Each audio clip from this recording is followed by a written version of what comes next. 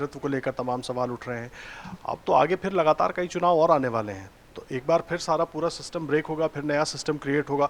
ये इसी तरीके से राजनीति चलेगी या विपक्ष वो मजबूती दिखा पाएगा जो लोकसभा में शायद दिखा पाया था, जिसका दावा वो करता रहा है? देखिए, विपक्ष ना तो संसद में एक दिख रहा ना सड़क पे। संभल पे जब अखिलेश जी बोलते हैं अंदर, तो कांग्रेस बाहर खड़ी होती है, और जब कांग्रेस अंदर बोलती है तो अखिलेश जी बाहर खड़े होते हैं संभल के मुद्दे पे। मेरी एक बात समझ से परे है कि आडवाणी के भारत में काम करने से और संभल में सर्वे होने से भारत का संविधान कैसे बदल जाएगा? भारत दुनिया का इकलौता ऐसा देश है जहां मस्जिदों की सुरक्षा के लिए 1991 में प्लेस ऑफ वर्शिप एक्ट बनाया गया, और मंदिरों पे अतिक्रमण के लिए 1995 में वक्फ बोर्ड बनाया गया। दुनिया का एकमात्र देश स्पेन है जिसने आताताई इस्लामिक को द्वारा तोड़े गए चर्च को बना के मस्जिद बनाए जाने को उसने तोड़ा और फिर से उसको चर्च का रूप दिया। भारत में इससे धर्मनिरपेक्षता को खतरा कहाँ आ रहा है, ये मेरी समझ में नहीं आ रहा। संविधान कहाँ बदल रहा?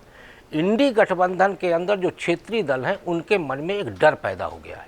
डर ये पैदा हो गया है कि लोकसभा चुनाव में जिस तरीके से दलित और मुस्लिम वोट कांग्रेस के साथ जुड़ा है, उन्हें ये लग रहा है कि विधानसभा चुनाव में यदि वही सिस्टम रहा तो हमारा अस्तित्व खतरे में पड़ जाएगा। क्योंकि जो भी क्षेत्रीय दल है, समाजवादी पार्टी, तृणमूल, आरजेडी, ये मूल दल हैं आपके इंडी गठबंधन के, और इन तीनों का आधार है मुस्लिम वोट।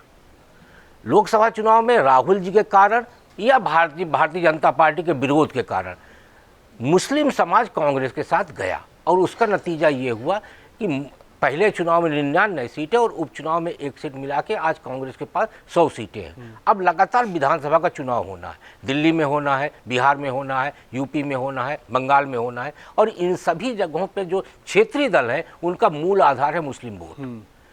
उनको लग रहा है यदि कांग्रेस के साथ हम मिल के लड़े और कांग्रेस को यदि हमें सीटें देनी पड़ी तो भविष्य में यदि दलित और मुसलमान वोट कांग्रेस के साथ गया तो हम किस आधार पे खड़े होंगे।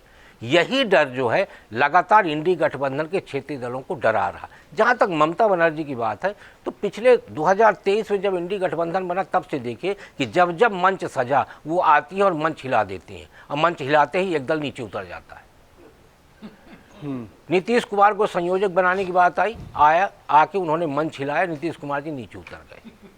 फिर शरद पवार जी कहे कि हम संयोजक बनेंगे, वो आके मंच हिलाई, शरद पवार जी नीचे उतर गए। तो इस तरीके से जब जब उनको लगा कि इंडी गठबंधन एक साथ मंच में आ रहा है, वो आके मंच हिला देती है और एक दल उतर जाता है। अब वो लोकसभा चुनाव के बाद फिर मंच हिलाई, और उसके बाद क्षेत्रीय दल सारे एक साथ हो गए और कांग्रेस मंच पे अकेले खड़ी दिख रही।